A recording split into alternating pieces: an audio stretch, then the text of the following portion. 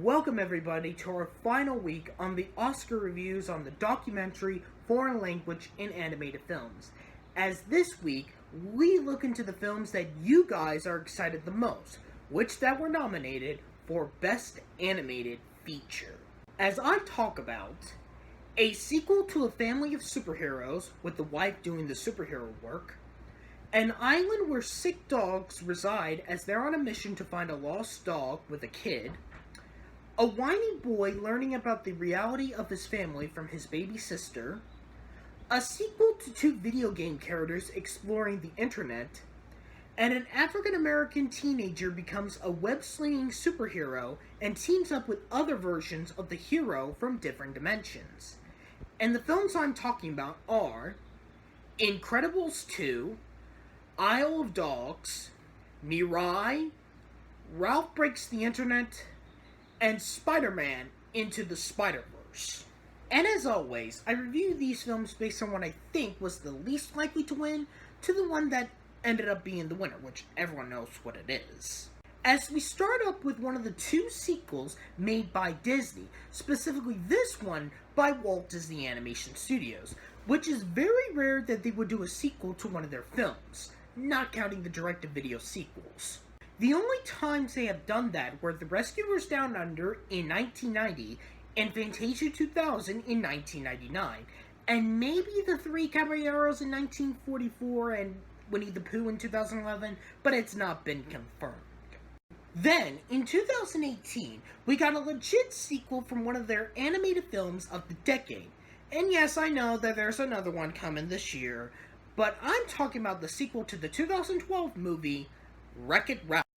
Now, for my thoughts on the first one, that film definitely showed how Walt Disney Animation Studios was getting back in their fame when Pixar was falling thanks to Cars 2.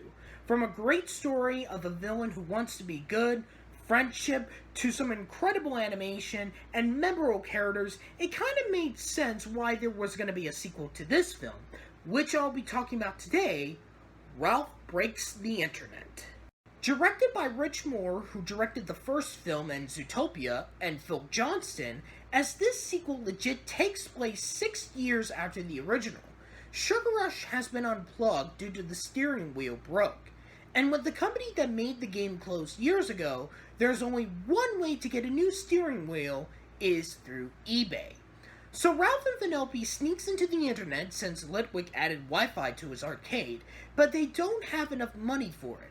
So now Ralph and Vanellope needs to find some money to get that wheel before she and the rest of the Sugar Rush characters are homeless. I was anticipating for this sequel, but people do say it's good, but not as good as the original, which I do agree, but it is somewhat entertaining to watch. Now with the positive stuff, the biggest part of the film that's really important is the friendship between Ralph and Vanellope, and it's now their film since we see them together. But when Vanellope has more of a big dream on trying something new, since she's been tired of doing the same thing, we saw that before with Ralph in the previous film, but when she sees the game Slaughter Race, that's when she has a feeling that she might have found a new home, especially with the encouragement from the Disney princesses. As for the mission itself to find the wheel, well, it is important. It kind of feels like out once we got in around to the 50-minute mark. And Ralph here is kind of forgettable, since it feels like it's almost the same film, but the roles switch, and no big main plot twist villain, which is rare to have a non-villain in an animated Disney film. Now, in terms of the websites, the cameos, and the Oh My Disney scenes where Vanellope goes to, man, it was a disappointment. I understand that it's not supposed to be like the Emoji Movie, which I get why, but what Disney did here was just bland. I was anticipating the Disney scene, which I did heard it was short, but not that short as a result, which makes the princess scene completely pointless. Even the characters are legit cameos. Even the recurring characters from the previous film, especially that side plot with Fix-It-Felix Jr. and Sergeant Callahan, just leaves a blank to us.